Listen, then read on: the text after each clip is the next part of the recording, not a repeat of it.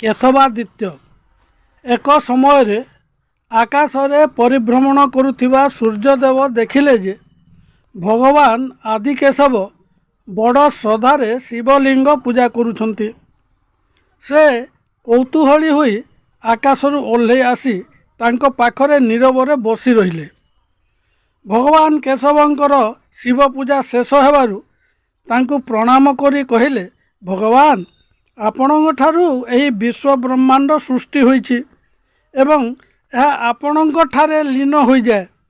ଆପଣଙ୍କର ମଧ୍ୟ କିଏ ପୂଜ୍ୟ ଅଛନ୍ତି ଜାଣି ମୋତେ ବହୁତ ଆଶ୍ଚର୍ଯ୍ୟ ଲାଗୁଛି।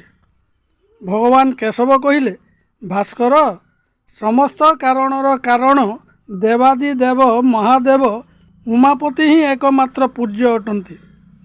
ଯେଉଁମାନେ ତ୍ରିଲୋଚନଙ୍କ ବ୍ୟତୀତ ଅନ୍ୟ ଦେବାଦେବୀଙ୍କର ପୂଜା କରନ୍ତି ସେମାନେ ଆଖି ଥାଉ ଥାଉ ଅନ୍ଧ ଅଟନ୍ତି। ଯେଉଁମାନେ ଥରେ ବି ପାର୍ବତୀପତି ଦେବଦେବ ମହାଦେବଙ୍କର ଲିଙ୍ଗ ପୂଜା କରିଛନ୍ତି ସେ ବିବିଧ ଦୁଃଖପୂର୍ଣ୍ଣ ଏହି ସଂସାରରୁ ଉଦ୍ଧାର ହୁଅନ୍ତି। ଭଗବାନ ବିଷ୍ଣୁ ଶିବଙ୍କର ଏପରି ଅଦ୍ଭୁତ ମହିମା ପ୍ରକାଶ କରି କହିଲେ, ହେ ସୂର୍ଯ୍ୟ, ତୁମେ ମଧ୍ୟ ବିପୁଳ ତେଜ ବୃଦ୍ଧି ତଥା ପରମ ଲକ୍ଷ୍ମୀଙ୍କୁ ପ୍ରାପ୍ତ ହେବା ପାଇଁ ଶିବଲିଙ୍ଗ ପୂଜା କରନ୍ତୁ। ଏପରି ଉପଦେଶ ପାଇ ସୂର୍ଯ୍ୟ ସ୍ଫଟିକ ଲିଙ୍ଗ ତିଆରି କରି ସେବା କଲେ।